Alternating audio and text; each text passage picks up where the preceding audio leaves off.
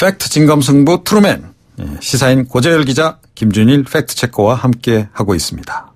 계속 이 얘기를 좀 해봐야 할 것 같은데요. 네. 이 전술핵 우리가 원하면 배치할 수가 있는 건가요? 라고 한 분이 또 문자 보내주셨어요. 어떻게 생각? 네. 이게 가능한 건가요? 전술핵은 우리가 들여오는 거지 않습니까? 우리가 지금 만들 수 있거나 아니면 쉽게 구입할 수 있는 그런 차원은 아니고, 네. 미국 정부가 한반도에 다시 전술핵을 배치할 필요가 있겠구나 해서 주한미군을 통해서 배치하는 그런 형식으로 들여오는 거기 때문에 미국 정부가 판단을 해야 되고요. 그래서 전술핵을 들여오자는 야당 같은 경우는 미국에 읍소를 하자 뭐 그런 이제 얘기를 하고 있습니다. 네. 그래서 말이죠. 송영무 국방장관이 그러니까 워싱턴에서 열린 한미 국방장관 회담 때 이 전술핵 배치 관련해서 이 재배치 문제를 이야기를 했다. 이래가지고 또 잠시 좀 시끄러웠었잖아요. 네. 송 장관은 이런 일이 있을 거라고 예상을 한 걸까요? 어떻게 보십니까? 지금 그 전술핵에 대해서는 그동안에 문재인 정부가 사드 배치에 대해서 강원 양쪽 입장이 있지 않았습니까? 네. 뭐 환경 영향 평가를 해야 되고 그렇게 이제 또 사드 배치에 대해서 보고 누락했던 거에 대해서 강하게 따져 묻고 하는 이제 그런 입장이 있었지만 또 한쪽으로는 어떤 북한 미사일을 발사하거나 그러면은 빨리 이제 임시 정개하라는 그런 이제 명령까지 내리기도 했었는데 네. 그런 쪽에서 지금 한반도의 위기에서 가장 안보 위주의 그리고 좀 강경한 것을 보여주는 게 이제 국방부인 것 같습니다. 그래서 지금 이제 그런 얘기가 나오면서 가장 어떻게 보면은 적극적인 형태의 미사일과 북한에게 대한 대비 입장을 밝히는 곳이 이제 국방부인데 거기에 대해서 그런 이제 맥락에서 전술핵도 요새 인구에 회자되면서 가서 얘기를 하지 않았느냐 그 얘기가 나왔기 때문에 이제 확인했는데 본인이 부정을 했는데 네. 그러나 쉽사리 이게 잦아들거나 그러지는 않을 것 같고 계속 전술핵에 대한 부분은 좀 모호한 상태에서 당분간은 좀 얘기가 진행되지 않을까 그렇게 싶습니다. 네. 예, 오늘 국방위원회 이제 업무보고에서 전술핵에 대해서는 검토를 뭐 깊이 해봐야 된다라는 선에서 이제 정리를 했거든요. 송영무 네. 국방장관이. 근데 이제 전술핵을 들여오는 것의 이제 목표가 무엇인지에 대해서 이제 다들 조금씩 다른 것 같아요. 그러니까 이제 그러면은 전술핵을 두는 게 공포의 균형이거든요. 이제 기본적인 전제는 우리도 핵무기를 가지고 있기 때문에 북한이 함부로 이제 핵무기를 못 쏠 것이다. 라는 그렇죠. 게 공포의 균형을 이제 네. 기본 전제로 깔고 있는데 이제 그러면은 만약에 한반도에 전술핵 무기가 들어오면은 북한이 핵무기 개발을 그만둘 것이냐.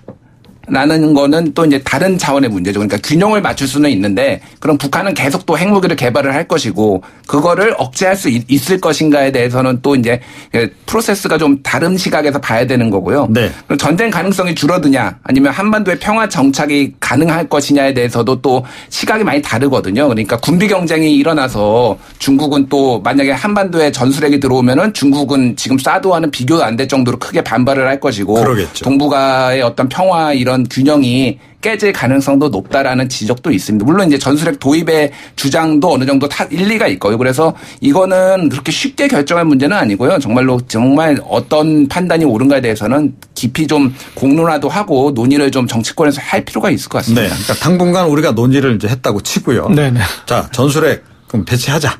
재배치하는 쪽으로 결론이 났어요. 자, 그래서 미국 정부에다가 이거 좀 배치해달라 하면 미국 정부가 응하느냐. 이게 이제 조금 전에 청취자분 질문 내용이었단 말이죠. 어떻게 보십니까? 미국 일단 제가 먼저 얘기를 할게요. 그러니까 지금 재밌는 게 뭐냐면은 그 트럼프 대통령이 지금 그 미국 기자하고 만나가지고 한미 FTA 폐기하겠다고 얘기를 했거든요. 이게 뭐냐면은 지금 한반도에 지금 어떤 긴장이 고조되고 있고 사실 이제 좀 이 마음이 급한 거는 이제 남한이잖아요. 한국이잖아요. 네. 이거를 이제 어떤 식으로 해석을 할 수 있냐면은 최대한 이 상황을 이용해서 경제적 이득을 취하겠다라는 어떤 기본적인 스탠스로 이제 읽을 수가 있습니다. 그러니까 한미 FTA, 그러니까 그런 부분이 없잖아 있죠. 그렇죠. 예. 예. 그럼 전술 핵무기도 사실은 이제 그렇게 될 수가 있는 거예요. 예. 전술 핵무기 이제 우리가 이제 읍소가 됐든 뭐가 됐든 핵무기 좀 배치해 주십시오라고 했을 때 이제 미국이 그냥 할 일은 미국 내에서도 이제 이견이 있지만은 만약에 하더라도 어떤 보상 같은 걸 원할 텐데 우리가 그런 것들을 다 지불하고 나서라도 이거 배치할 그 정도의 이제 효용과 가치와 이런 것들이 있는지를 사실은 종합적으로 좀 따져볼 필요는 있다는 거죠. 그러니까. 네. 이어서. 지금 이제 일단 계속 진행되는 상황에서 일단 저는 좀 문재인 정부의 조금 안타까운 부분은 북한의 추가 도발이 충분히 예상되고 로드맵이 그려지는 상황에서 계속 그런 이 실험이 있거나 그럴 때 더 이상은 용납하지 않겠다는 태도로 이게 지금이 최후 마지노선인 것처럼 대응을 했단 말이에요. 네. 그러다 보니까 그 다음 대응에는 더 큰 카드를 내밀어야 되고 그래서 전술핵을 지금 소환하는 그런 국면까지 되지 않습니까? 그러니까 이런 형태로 가자면은 우리가 전술핵을 배치해 주십사 그런 입장이 돼버리는데 아까 김준일 팩트체커가 얘기했듯이 이게 이제 경제전하고 연결이 돼 있는 부분인데 그런 데서 우리가 양쪽에서 불리한 입장이 될 수 있다 그런 부분이 네. 있고 또 여기에서 이제 중국 같은 경우도 이 전술핵까지 우리가 가는 동안에 이 전술핵의 배치 그리고 전술핵의 논의가 되느냐 마느냐 거기서부터 여러 가지 단계를 거치게 되는데 거기에서 우리는 중국도 고려해야 되고 그리고 지금 중국 입장도 시진핑이 지금 제2기로 가기 위한 어떤 중대한 기점에서 사실은 좀 이번 실험 시점은 북한의 이제 어떤 구구절 태양절을 기점으로 한 측면도 있지만 중국이 가장 적극적으로 북한에게 액션을 취하기 힘든 시기에 했다 그런 부분도 있고 그럼 이제 또 중국의 입장에서는 그동안 계속 미국 정부의 이제 통상 압박을 받았었는데 네. 이때 지금 이제 어떻게 할 것인가 그런 이제 부분도 걸려 있어서 서로 복잡한 판단들이 있으니 거기까지 해서 각국의 이해관계를 극대화하든 아니면 지키든 거기서 그런 판단들이 있어야 될 것 같습니다. 그런데 그러니까 전술핵을 일단 갖다 놓으면 심리적인 안정 효과는 좀 확실히 있지 않을까요? 어떻게 보세요? 그런데 이게 아다르고 어다른 거지만 우리가 이제 전술핵 가지고 있으면서 상호 확증 파괴라고 해서 서로 이렇게 상대방을 멸망시킬 수 있으니 이제 공격하지 않는 이제 그런 이제 국면으로 접어드는 것이기도 하지만 또 하나는 한반도에는 이제 영원한 그런 서로 상호 위협하고 있는 나라라는 이제 그 단계로 가버리는 게 되지 않습니까? 그다음에 북한에 대해서 동결은커녕 그러니까 비핵화는커녕 이제 동결도 얘기할 수 없는 우리도 들여왔으니까 북한도 그걸 지렛대로 해서 다른 걸 보유하는 게 정당화되기 때문에 그래서 그것이 과연 더 안정 단계로 돌아서느냐 그거는 여러 가지 좀 논쟁적일 것 같습니다. 네. 그러니까 이럴 수는 없나요? 그러니까 전술핵을 일단 들여와요. 그래서 이제 핵의 균형을 딱 맞춰놓고 북한에 대고 자, 우리도 전술핵을 뺄 테니 너희도 핵 있는 거 다 폐기하자. 서로. 그래서 전면 일거에 그냥 다시 한번 비핵화로 가자. 이건 안 되나요? 그러니까 북한이 왜 핵무기를 개발하는지에 대해서 조금 이제 좀 들여다보면은 결국은 체제 보장이거든요. 그렇죠. 그러니까 언제 미국이 우리를 칠지 모른다. 그래서 김정은의 안녕 질서 아니에요? 그렇죠. 김정은 체제를 이렇게 좀 생존하는 동안 이렇게 영구히 유지하고 싶기 때문에 항상 그리고 이제 이라크라든지 아프가니스탄이라든지 계속 미국이 이제 공격을 하지 않았습니까? 그거에 대한 근본적인 공포가 있습니다. 그래서 이제 그거를 체제 안정을 받기 위해서 계속 남한을 제치고 북미 대화를 하자, 1대1로 하자는 거고 계속 신호를 보내는 건데 만약에 이제 남한에 전술핵이 들어와서 그거를 둘 다 뺄 테니까 그러면 없애자라고 했을 때 북한이 수긍을 할 이유가 없는 거예요. 왜냐하면은 체제 보장이 안 됐기 때문에 결국은 지금 핵을 가지고 어쨌든 체제 보장을 이끌어내려고 하는 건데 네. 결코 남한에서 들여왔다서 같이 뺀다고 해서 북한의 체제 보장이 되는 건 아니잖아요.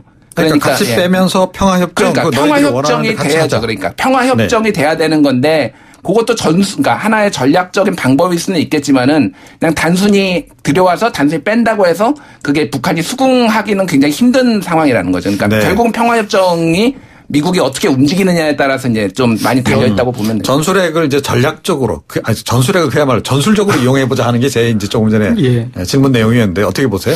근데 우리가 지금 계속 간과하고 있는데요. 그러니까 한반도에 전술핵이 배치 안 됐다고 해서 그럼 한반도는 미국의 해구산 밖에 있는 나라인가? 미국의 전술핵 있고 전략핵이 있다고 그러지 않았습니까? 더 강력한 것은 전략핵이고 국가의 어떤 멸망시킬 수 있는 정도의 그런 무기잖아요. 그렇죠. 그러면 그 무기의 보호를 한반도가 못 받고 있었느냐.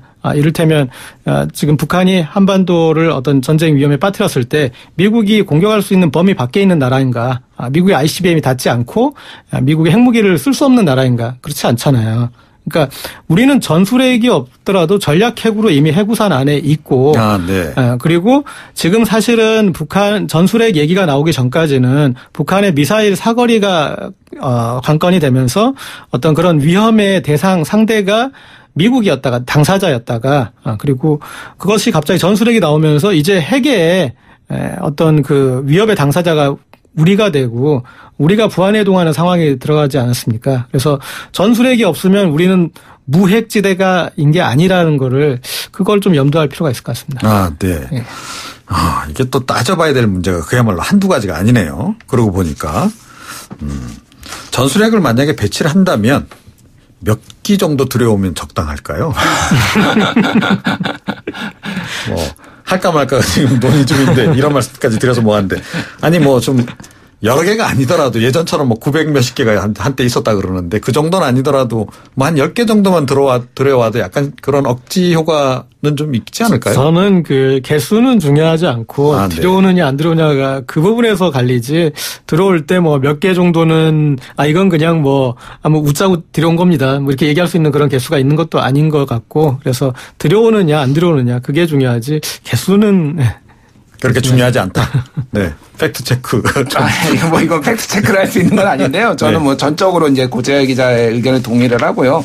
어쨌든 들여오는 순간 이미 이제 비핵화라는 건 끝나고 핵 경쟁이 일어날 가능성이 높기 때문에 그 장단점을 좀 따져야 이제 개수는 중요한 것 같지 않습니다. 네. 그리고 지금 이제 대통령은 관심이 핵 잠수함에 있는 것 같습니다. 그러니까 전술핵 재배치 문제는 계속 이제 대선 국면에서도 반대를 하시고 핵 잠수함 부분은 또 이건 사실은 직접 또 언급도 몇 번 하고 그랬잖아요. 네. 그러니까 근데 핵 잠수함이 이게 북한 핵에 억지 효과가 있을까요? 아까 제가 말씀드렸지만 이제 대북 문제라는 게 국내 정치적인 요소가 강하지 않습니까? 그래서 국내에서 어쨌든 안보 불안이 있고 그렇게 했을 때 뭔가 대통령이 안보를 탄탄히 하기 위해서 해야 되는데 지금 가장 언급되는 전술핵을 만약에 피한다면 그 다음에 대안으로서 접근할 수 있는 부분에 핵 잠수함이 아무래도 이제 대통령이 고를 수 있는 현실적인 카드고 그리고 어떻게 보면 이제 송영무 장관 같은 경우도 해군 출신을 국방부 장관에 임명한 것도 그런 맥락에서도 또 볼 수도 있고 노무현 정부 때부터 계속 지향했던 대양 해군 기조가 있습니다. 네. 당시 비서실장으로 거기에 어떤 깊숙이 또 인발부됐을 것 같고요. 그리고 예전에 특수부대에 있으면서 대잠수함 침투 작전이나 그런 것도 했던 경험이 있는 대통령이라서 잠수함 침수한 부분도 있을 것이고 그래서 현실적으로 이 전술핵을 피하면서 북핵에 대처하는 그런 모습을 보여주는데 유용하기 때문에 핵잠수함 카드는 좀 더 적극적으로 논의될 여지가 있지 않나 싶습니다. 네. 그러니까 아주 이제 실용적인 관점에서 접근을 하면 핵잠수함이 이제 디젤 잠수함에 비해서는 확실히 조용하잖아요. 네. 그럼 조용히 이제 북한 그 연근에 이제 이 핵잠수함을 배치를 해서 예를 들어서 추가 핵실험을 해야 되는데 우리가 응징을 하겠다라든가 또는 이제 김정은 제거 작전을 한다거나 했을 때 훨씬 더 조용하게 더 근접해서 작전을 수행할 수 있는 가능성은 일단 높아진다. 자, 그런 측면에서 이 김정은에게 약간 심리적인 압박 효과가 좀 있지 않을까. 라는 측면도 있을 것 같은데 어떻게 보세요? 일단 이제 북핵 실험을 핵잠수함으로 막을 수 있을 것 같지는 않고요. 네. 이게 목표가 뚜렷하기 때문에 북한이 지금 프로세스대로 계속 움직이고 미국과의 어떤 협상을 지금 하려고 하는 거기 때문에 그거를 이제 이 핵잠수함으로 막을 수 있지는 않지만 어쨌든 어떤 한반도의 어떤 그 전략 자산이 늘어난다. 그리고 이제 이 핵잠수함을 쓰게 되면은 6개월 정도까지 이제 잠수함이 떠오르지 않고 이제 다닐 수가 있지 않습니까? 그래서 우리가 이제 전술 운용을 하는데 굉장히 좀 많이 도움이 된다라는 측면은 있고 아무래도 메시지가 더 강하죠, 이거는. 그러니까 북한이 너희 그렇게 하면은 우리도 이제 가만히 있지 않겠다. 핵잠수함도 도입하고 하면서 계속 경고 메시지를 주고 그게 이제 그러니까 국내 정치용으로도 좀 그런 메시지를 준다라는 측면이 더 강한 것 같습니다. 그런데 만약에 이제 북한도 사실은 핵 잠수함 뭐 이렇게 건조 계획이 있다라는 얘기도 있고 SLBM 지금 발사할 수 있는 여러 기 발사할 수 있는 지금 뭐 잠수함 건조 중에 있다 이런 얘기도 좀 있잖아요. 그럼 북한도 그럼 우리도 핵 잠수함 가질래. 그래서 핵 잠수함 딱 하나를 건조를 했다. 그러면 또 이 사실은 우리가 핵 잠수함 건조한 게 별로 의미가 없는 이런 상황이 될 수도 있는 거 아닌가요? 근데 이제 일단은 남북의 어떤 군사력 비교를 해보면, 좀 불균형이 발생하는 부분이 잠수함 관련 부분이 아니겠습니까? 북한에 한 80척 정도가 있는데, 네, 우리가 이제 그렇긴 하죠. 그에 비해서는 저기하기 때문에 그래서, 여러 가지 함의가 있는 그런 이제 핵잠수함을, 핵잠수함의 건조 비용이 워낙 크기 때문에 그것은 국가의 어떤 그 경제 규모와 비례해서 우리가 북한이 우리와 핵잠수함, 이거는 이 무기 핵이나 미사일 개발하는 거하고 또 다른 차원의 이제 예산 규모가 필요하기 때문에 이거는 북한이 우리랑 같이 게임을 할 수 있는 그런 종류는 아닌 것 같습니다. 그러니까 이건 우리가 만약 이 경쟁을 한다면 압도적으로 더 할 수 있는 부분이어서 그래서 뭐 그렇게 가지는 않을 것 같고 그냥 우리에게 의미가 있는 것 같습니다. 이런 북한이 워낙 잠수함 전력이 좋고 그다음에 이쪽에 여러 번 잠수함이 넘어와서 문제가 됐던 적이 있기 때문에 이거에 대한 방어 능력을 기름으로써 일단은 우리의 어떤 안보 의지를 보여주는데 의미가 있지 않을까 싶습니다. 네. 그럼 뭐 핵 잠수함은 일단은 뭐 진행이 되는 거로 일단 봐야 되겠네요. 근데 이제 그거는 결국 미국하고 이제 한미 원자력 협정이 맺어져 있는데 이제 뭐 우리가 그러니까 원자력 발전소 운영하는데 필요한 우라늄이나 이런 건 다 들여오지 않습니까? 근데 이제 평화적 조건으로만 이용할 수 있다라는 이제 그 전제 조건이 붙어 있어요. 그래서 네. 문재인 대통령도 이제 발언을 한 것이 한미 원자력 협정 개정을 논의하겠다라는 거죠. 그러니까 우리가 원한다고 해서 미국이 다 들어주는 것도 아니고요. 사실은 이 부분도 시간이 좀 많이 걸릴 수밖에 없습니다. 왜냐하면은 이게 결국은 핵 확산의 어떤 그런 우려가 있기 때문이죠. 어쨌든 이게 핵 무기는 아니지만은 이게 이제 군사적 목적으로 쓰이는 거기 때문에 미국도 그런 부분을 우려할 수가 있어서 다만 이제 북한에 대한 메시지를 주고 좀 그런 거를 전략적인 판단하에서 미국하고 한국이 합의를 통해서 이제 그러니까 결정이 될 수는 있지만 현재로서는 우리가 하겠다라고 해서 지금 뭐 할 수 있는 상황은 아닌 것 같습니다. 그러니까 우라늄 가공하는 거 관련해서 일본은 지금 그게 허용을 지금 받은 거 아닙니까? 미국 측으로부터. 그러니까 그런데 우리는 그걸 뭐 지금 못하고 있어서 예. 일본 같은 경우에 원하면 뭐 한 3개월 정도면 뭐 바로 핵무기 개발이 가능하다. 근데 우리는 그런 조건이 아니다. 그런데 혹시 핵 잠수함을 하게 되면 그런 우리가 좀 많이 지금 사실은 원자력 발전소에서 우라늄 많이 확보하고 있잖아요. 예. 그걸 이번에 가공할 수 있는 뭐 그런 어떤 계기 이런 걸 만들어낼 수도 있을까요? 어떻게 보십니까?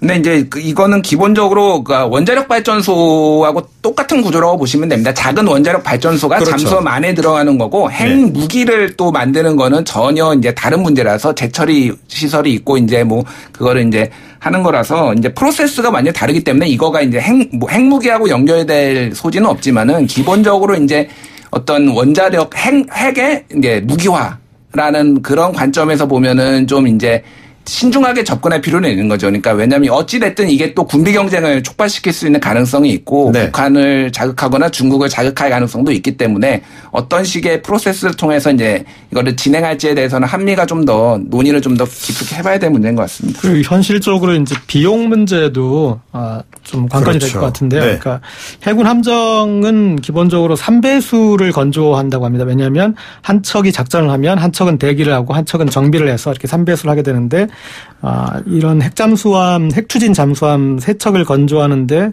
거의 5조 원 가까이 비용이 든다고 합니다. 그러면 네. 우리가 F-35 40대를 구입하는 이지스함보다도 훨씬 비싸네요. 네, 7조 4천억 원인데 F-35 40대가 그러면은 우리가 다른 어떤 이 군비 증강을 할 수 있는 기회 비용을 들이게 되는 것인데 이것에 대해서 좀 비판적인 것은 그렇게 들여서 우리의 이렇게 또 서해바다가 저렇게 깊지 않고 이런 우리나라 같은 데서 효용이 크지 않다라는 그런 주장도 있습니다. 그러니까 우리가 핵잠수함이나 항공모함 같은 경우는 굳이 직접 가질 필요가 없다라는 주장들도. 네. 오늘 두 분 말씀 들으니까 이 전술핵 들여오는 거는 신중할 필요가 있다. 기본적으로 약간 좀 반대하시는 입장이신 것 같고요. 저는 차라리 그냥 들여와서 이걸 가지고 북한하고 한번 빅딜 치는 게 어떻겠느냐. 예. 조금 과격한 그런 제안일 수도 있겠습니다만 그런 제안이었습니다. 일단 두 분 말씀 잘 들었습니다. 네, 감사합니다. 네, 감사합니다. 팩트 진검 승부 트루맨, 시사인 고재열 기자, 김준일 팩트체커와 함께했습니다.